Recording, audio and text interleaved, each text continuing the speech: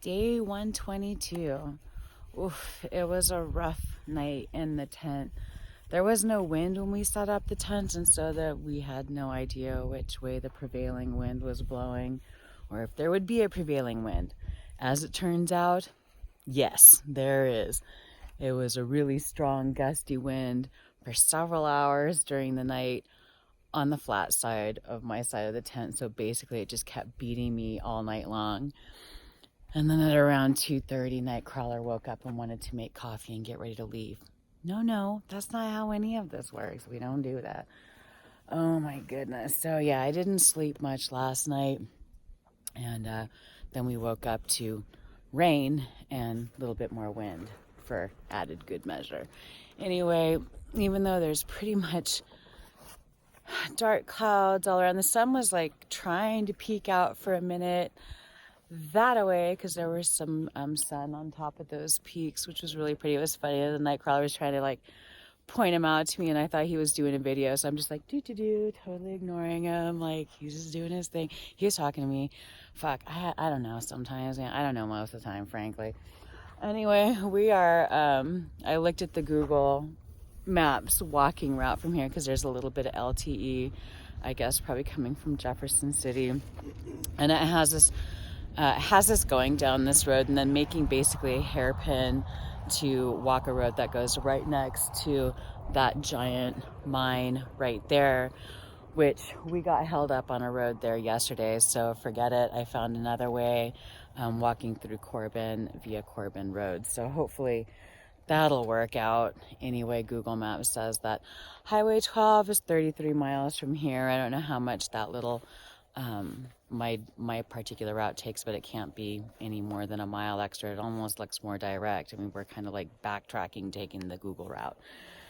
So we'll see how it goes. Hopefully it would be nice to get to the road tomorrow kind of early-ish, or like in the early afternoon, like we got into Boulder yesterday, because tomorrow's my birthday. Also, we don't have any supplies in both the towns on that road. Elliston, which doesn't really have anything, and Helena are not close by. So hopefully we can get there kind of early so that we can get Jim to come out and pick us up, and probably go into Helena to get resupply to get us to the highway crossing. I think it's Highway 200 or Road 200, which is closest to Lincoln, which would be our last stop before that gnarly ass almost 200-mile food carry through the wilderness with winter coming. Oh, is winter coming?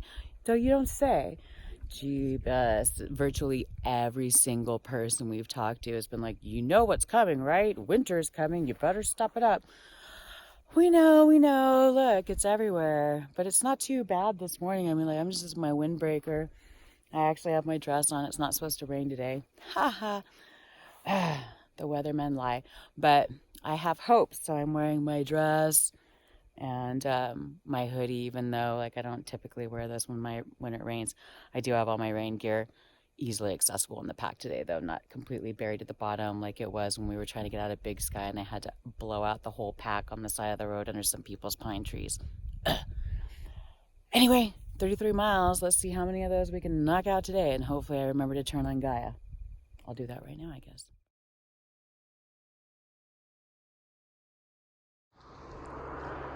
This is the road that Google walking directions would have us turn on. That we just came down that road, and this one kind of hairpins back towards it and then up the hill over the mountain, but it goes right next to the mine. And the reason I don't really want to do this one, even though Google has it as the shortest route, is because it does go right by the mine. And already here at the beginning of this road is a private property authorized personnel only sign. So I can only imagine how far we would be able to get down this road before we get to just like a guard or something, you know, like, no, I don't want to deal with that. I'm sick of this. It is so frustrating dealing with maps that aren't up to date on like what roads you can walk through and what roads you can't, you know. So whatever, we're gonna take our chances with Corbin Road, which is also named, and it goes out of, I guess, this little just like a residential area called Corbin. And hopefully that'll get us over to Clancy Creek, because our other option is walking all the way up to Jefferson City, which is pretty much right back by Interstate 15, which we passed under and walked away from yesterday. We really don't care to go northeast when the direction we're actually trying to head is northwest. So, and the, less highway walking, the better. So the sooner we can get out to the forest and back into public lands where we're able to freely walk about without having to dick around with private property issues, the better. Anyway, on this route also, hopefully, in the little housing community, I think Rich last night was telling us about a place called Tings, I think, that's in Corbin. They're probably not going to be open this morning, but hopefully they have a trash can, because I forgot to get rid of my trash in Boulder. And now I have a whole bunch of it. So I'd really like to get rid of that. And if there's like anything open or any opportunities to use the facilities there, that would be nice too, since we camped way out in the open exposed. And that made cat hole business virtually impossible. Oh, we'll just see when we get there. Here's hoping. This is the little residential area of Corbin. We are hopping onto this road. Hopefully no issues. We're on it for a little bit. Hi, big puppy. To get to Quartz Creek and Chesapeake Reservoir and back to the Google walking directions. Oh, here's hoping. Oh, hi, big puppy. Hi, what are you doing, sweetie? Oh my goodness, I just want to pet all the animals. Anyway, we'll see how this goes. Not much to Corbin. I didn't see that bar or whatever Rich was talking about, but how do I know I'm in Corbin? Right there, bam.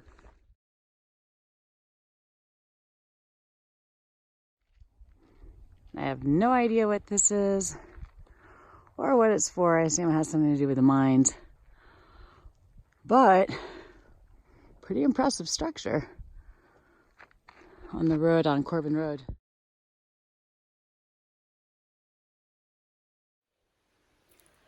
It's about 9:30 and there's not going to be any sun anytime soon, because now it's raining pretty hard. No, not like hard pounding rain, but it's raining, damn it.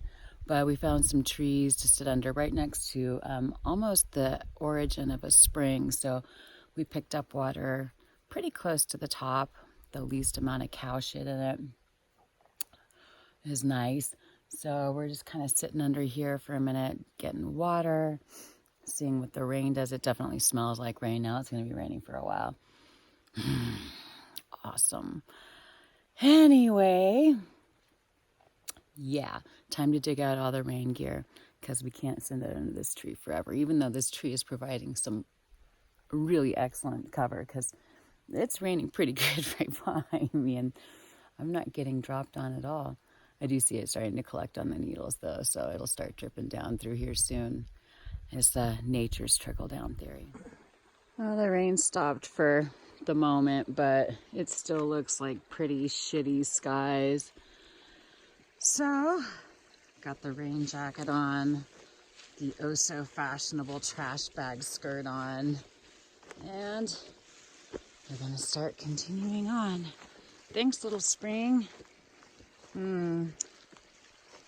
Definitely cows, but not nearly as bad as it was a little bit downstream where the water was pretty much entirely brown. Ew. Ah, nice view down valley. Pretty. That's the road we would have come out if I had taken the Google walking directions with the same kind of padlock gate and basically, indication that you're probably trespassing. So I'm glad we went the way we went, because we are all legit now. Look at this old thing. They just left it here to rot. Kind of like apparently they've just left that mine there to rot. Yeah, thanks. We're done with your mountain. You can have it back now. Thanks. We just moved most of it over there. But hey, we're done. I'm more interested in this stuff. It's pretty cool. I think it's hilarious. It was like no trespassing into our trashed, falling down homestead. Keep out. Definitely don't go into the barn. Oh, there's no trespassing sign over there. Maybe you can trespass over there. I don't know. Probably not. We're on Clancy Creek Road. I'm just passing in really astonishing array of old ass structures here. From the tiny one, it looks like those were probably like worker houses or something. I don't know. And there's a ton of prospects or old prospects and mining claims around this area. You know, I guess probably back in the day, a lot of these were sort of booming areas, but man, it's crazy. And now they're just all kind of falling down. But then there's that building back there that actually looks reasonably, you know, quote unquote modern in the middle of all of the rest of these structures in varying forms of decay. And just maybe getting beyond the point of being able to fix them up. Like that guy. I'm looking at you. Your awning. Definitely seen better days. Probably just be kindling now. And yeah, plenty of natural light getting into this structure. And caps. So we just got to Quartz Creek Road, this is Quartz Creek Road, which was on the Google walking directions. It was on the route I found, and on this side is a U.S. Forest Service please close the gate sign. But on the other side, there are all these private property, no trespassing signs. So we thought it was just, when we walked by the first time, we just thought it was someone's driveway. And then when we actually, like just around the corner over there, walking up the road, we found a trash can and got rid of our trash, which was nice. I can't believe they have trash service up here. But, you know, then I looked at the map and realized, oh shit, we missed the turn. And that's when we came back and found all this. So I was just getting ready to call to ask if we could walk through. And the guy who just drove by said that this isn't actually private property. We just open the gate and go through. And what the hell? Like, there's, I guess, a local landowner, her parents, fighting with state and county entities. But at any rate, so I guess they put up all these signs saying we couldn't go through or saying nobody can go through.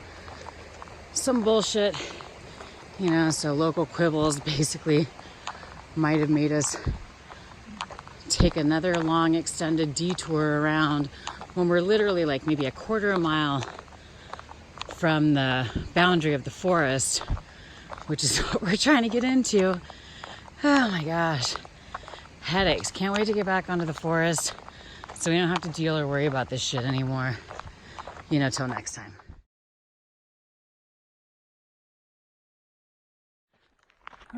We're walking through this pseudo-private property.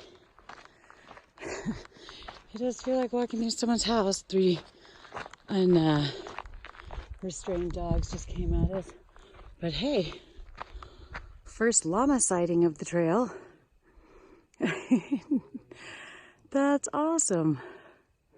That's a no drama llama right there. Hey, sweetie pie. Nice. And here's the gate that separates all of this. And, ooh, this big ass llama. He's coming right for us. You are hilarious looking. He's so big and fluffy and his legs are so stick skinny. He almost looks like an ostrich coming at you. Oh my goodness, that's hilarious. So yeah, now here we're officially back on the National Forest. What is this? Sign in roster box. Well, we're not hunting, so, and there's nothing to sign in on anyway. But yeah, it's kind of ridiculous that whatever is going on with these people and their in-holding or land issues. It's not even really an in-holding because on this side it's forest. On the other side there are just little patches of BLM. They're effectively trying to cut the public off from accessing our public lands. So, you know, there was a sign on their property that said, you know, everything we do or we maintain this place for the comfort of our animals. If you don't like that, please go away. I'm totally down with that, man. I love animals. I think you all know I love animals. But what I don't love is people trying to keep us from getting to what belongs to us and what we pay for, which is our public lands. So for that, fuck you guys. And who knows how far we would have gone around, had to go around to get back on route or back onto the forest. And there's signs right here. Big old forest sign. This is definitely a forest road. This is ridiculous. But yeah, those people just decided that, like, yep, we're having issues with the government. Fuck the public. You can't play on your forest anymore. Well, that's some bullshit, people. So just past the private property, no trespassing signs. At least these people have, you know, a phone number you can call should you have service, which probably nobody does. I had barely one dot on the other side. Was gonna call, you know, permission to drive through. Here we have a shitload, and this is actually the only forest access road in this area to get into the forest, and those people have effectively absconded with it and taken it, trying to take it from the public. Look at all these signs. These are all typical signs you find when you enter the forest. Now we're on the Helena National Forest, camping limit 16 days. All kinds of signs, you know, and oh my God, I would have just come unglued if we had been going south on this route and walked all these miles just to come to that gate, which is, you know, probably illegally preventing the public from accessing what's ours. This is why public lands awareness and advocacy are important, people, and why when you see stuff like this, it's like they say with the cops or whatever, see something, say something. Oh my gosh, when I'm done with this trail, I got a lot to say about some of these private landowners, these individuals or small groups of people that are basically holding hostage from we the people, our public lands. This is a cool little rock pool waterfall just on the side of the road. That's awesome. It's just like holding up in there. I don't know where it comes from. There's not much higher than this, but neat. That's Park Lake. Apparently it's a pretty popular place on this part of the forest for locals to go hang out and do lake stuff. Our route, unfortunately, there's a campground down there, but our route didn't take us by there. But it's kind of nice to have the high view, and this is like pretty chill walking. It's like just basically there's a minimal uphill grade for I don't know how long. Anyway, we're making our way up to Chessman Reservoir. Probably should stop to have some lunch soon. It's about 1:30. I'd say we've probably done around 14 and a half miles. Something like that, I don't know. Took a little stop on this overview of the lake and whatever that is over there. Valley, the reservoir's over there somewhere. These nice rocks. I ate some lunch. It's a little bit after 2. We've done a little over 15 miles. And we're about to hit a more major road, so I thought this would be a good place to stop. Also, it's about halfway between the time we eat breakfast and the time we eat dinner, so makes sense. Anyway, time to press on. The wind just picked up. It got a lot colder, and the clouds are starting to come up, but not too bad in front of the sun, but in front of us it's looking a little more gnarly. Hopefully they'll just stay gnarly looking and not actually produce any more rain today.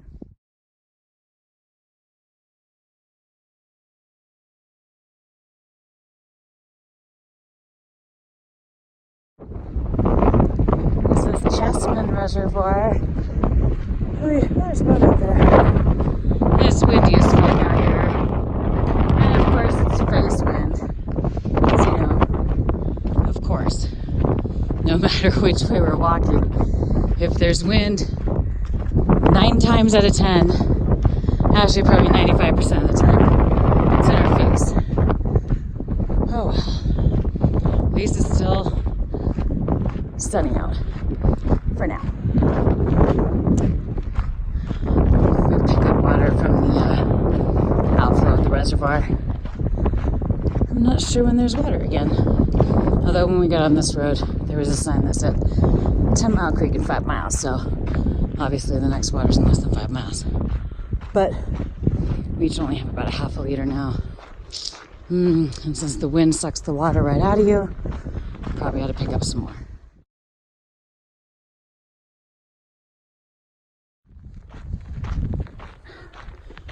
So we're just getting down Forest Road 299 and Chestnut Road, I think it's called, the one that went to the reservoir.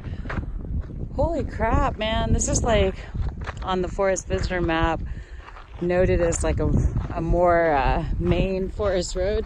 I wouldn't take a regular car up that road. That road is dodgy as hell, rocky as shit. But we've been walking over the little community of Rimini, I don't know how to pronounce it. Anyways, that way to the left. Way nicer hauler than the last one we were in. So that's nuts. And now it looks like we're back on pavement again for a little bit. Should probably check the map and make sure. What? Only 15 miles to Helena. Shit. Easy one. It's about 6. We've probably done about 35 miles, or not 25 miles today. Oof, my feet are definitely feeling it, especially ending it on blacktop. Anyway, we're getting to the Moose Creek campground. We're gonna go in and check it out. Hopefully it's a free campsite. We don't know, looks like they had pretty primitive sizes, not like a RV hookup or anything. They got vault bathroom, fire rings, picnic benches, all that good stuff. Be nice to stay here, but we're not gonna want to pay for that, so we're gonna go check it out. I think I see the camp post, and he has a dog and friendly Montanans not ramming us. Yay! Well, sites at the Moose Creek campground are $5, which actually I'm cool with that. $5 is not much. And I mean, like, we're off the road. We don't have to sweat about trespassing, being stealthy. Not only that, but this campground is actually run by the Forest Service. So I know that my $5 are going to the Forest Service, which helps to pay for the care and feeding and maintenance and upkeep of these campgrounds. You know, I mean, there's not a whole lot to it. But at least at this site, the site next door doesn't even have a place to pitch a tent. This site's got plenty of places to pitch tents. It's got a nice fire ring. There's actually still wood in it. Picnic bench. It's got the toilets. And there's actually even a water pump down there, too. So for $5, I don't feel like that's a bad deal. If I had in America the Beautiful Pass, like I usually get every year, but didn't get one this year because I've been out on trail pretty much this entire year doing something trail related. I think my card expired in March. I don't know. Anyway, I didn't get a new one. It would only be $2.50. That's certainly worthwhile. So we're going to stay here. Both of us are pretty tired of walking. I think we did just over 25 miles. We're 4 miles from Highway 12. Or, yeah, actually the 4 mile marker sign is right on the road back there. So it's 4 miles to Highway 12. When we got to the road, though, it said Helena was only 15 miles away. So I think we're actually closer to Helena than Elliston, although I don't know the different distance between those two. Anyway, it's nice to get here a little bit early. It's still light out. We're not stressing out about finding a place to flop. And the one dinner, like Nightcrawler doesn't have any more dinners on him. He had two-person dinners. We ate both of those, so I'm the only one that has any dinners. But they both take those, can't remember what they're called. They're the ones made in Maine. They take like 20 minutes. They have to steep for 20 minutes. So you got to boil the water, add the water, stir the stuff, steep 20 minutes. So you're in like a good 30 minutes at least before you're eating. Last night that sucked because it was dark and we were tired and we just wanted to go to bed, but we still had to wait all that time to cook food. Today we don't have that issue, and hopefully I can put some movies together to start uploading them whenever we get to go see and hang out with Jim this weekend, I guess. I'm not sure. I don't know. But in the meantime, we'll get ourselves settled. We are feasting for dinner tonight, mainly because we have to. We're having, well, as it turns out, we have to. We're having Thai curry for dinner, courtesy of Brad, who we met in Pony. This is the stuff that takes 20 minutes to sit in the boiling water. So it's nice to be able to do this when it's light. And then we have some elk summer sausage, which is actually pretty damn delicious for summer sausage, that we got from Dave in Boulder, but Whitehall. So we've got that going on. That's dinner. But then as I was cleaning out my food bag, because I found out that like my peanut butter leaked or something leaked, the peanut butter label was all oily, so I pulled it off and wiped it down. And then I found out that one of my Carnation instant breakfast has a hole in the leak in it, so I'll be having that tonight. And my last package of Pop-Tarts is ripped. And then Nightcrawler just like threw down water on his strawberry cheesecake that he got from Elizabeth on the trail. Dude, those things are, yes, thanks Elizabeth, but those things are like 680 calories in the bag. So yeah, we're going to bed tonight fat and happy and probably a little gassy. Should be fun. Dutch oven night at Moose Creek Campground. Oh my goodness. So I ate everything. I ate Thai curry. I ate elk summer sausage with added beef. I ate what I could of the Pop-Tarts, but they were mostly pulverized. I ate part of Nightcrawler's cheesecake dessert. I had the Carnation instant breakfast and 2 Fig Newtons. So many calories, and I don't feel over full. I feel satisfied. I have a nice full belly. Oh my gosh, it's amazing how much I can put down. I was thinking there's no way I'm going to be able to eat all this food. No problem whatsoever. So yeah, nice. Anyway, we're all racked up now. Tomorrow we only have like 4 miles to get to Highway 12, and then I think we're probably just going to hitch into Helena from there, because we're closer to Helena than Elliston, and I don't think there's really anything in Elliston except for a convenience store, so that's silly. So we're just going to go to Helena and get some stuff that we need to get to Lincoln, and charge up our stuff, eat a meal. I'm going to have a birthday drink. Yay, me. And then we're going to get ourselves back out to trail and keep going northerly. We gotta get this done. We had good practice today. We did like 25 miles or so, and I'm definitely tired and definitely feeling it. I didn't get like, my leg didn't seize up, so that's good. And other than my feet hurting from being in these shoes, I think they're bothering. I don't think they're the good shoes for me. I think that's why I got rid of them on the AT. I was definitely feeling some hot spots at the end of the day, but I don't have time to get new shoes sent to me now, so I'm going to have to live with it, and they'll work themselves out. But in the meantime, I'm going to knock myself out here, get a little safe, actually. Birthday safety. Hey, good night. See you tomorrow.